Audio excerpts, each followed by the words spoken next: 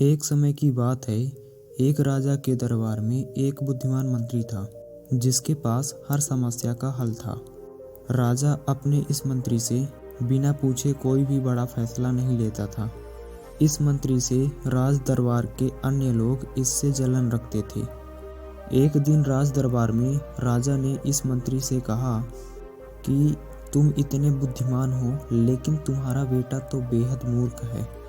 राजा की ये बातें मंत्री को अच्छी नहीं लगी और मंत्री ने राजा से पूछा, हे महाराज, आप ऐसा क्यों बोल रहे हैं?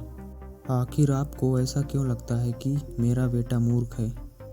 राजा ने कहा कि मैं रोज सुबह जब जनता से मिलने के लिए जाता हूँ तो वहाँ पर तुम्हारा बेटा भी होता है और मैं रोज तुम्हारे बेटे से ये पूछता हूँ कि सोना और चांदी में कौन सी चीज़ सबसे ज़्यादा कीमती है। तुम्हारा बेटा हर बार चांदी ही कहता है। राजा की ये बातें सुनकर दरबार में मौजूद लोग मंत्री पर हंसने लगे और मंत्री को बुरा लगा। मंत्री बिना कुछ कहे अपने घर वापस आ गया और घर आते ही मंत्री ने अपने बेटे से पूछा, सोना और चांदी में सबसे ज़्यादा क्या मूल्यवान चीज़ है? बेटे ने फौरन जवाब देते हुए कहा, पिताजी, सोना है। मंत्री ने बेटे से कहा कि जब तुम्हें पता है कि सोना कीमती धातु है तो तुम क्यों राजा को गलत जवाब देते हो और चांदी को कीमती धातु कहते हो? बेटे ने कहा, पिताजी, राजा रोज सुबह बाजार में आकर प्रजा से मिलते हैं और रोज मुझे बुलाकर मेरे सामने 2 सिक्के रखते हैं जिनमें से एक चांदी का होता है और एक सोने का।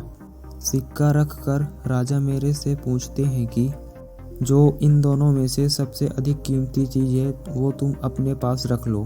मैं चांदी का सिक्का उठा लेता और ये राजा देखकर हंसते और वहाँ से चले जाते।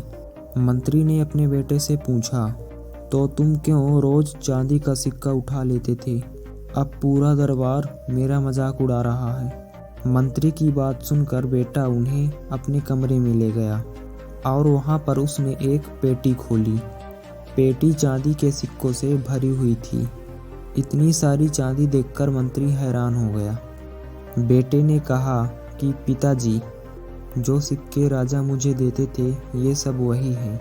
जिस दिन मैं राजा को सही उत्तर दे देता तो उस दिन से राजा मुझसे ये सवाल पूछना बंद कर देते और मुझे रोज़ एक सिक्का मिलना बंद हो जाता और ऐसा होने से मेरा नुकसान होता।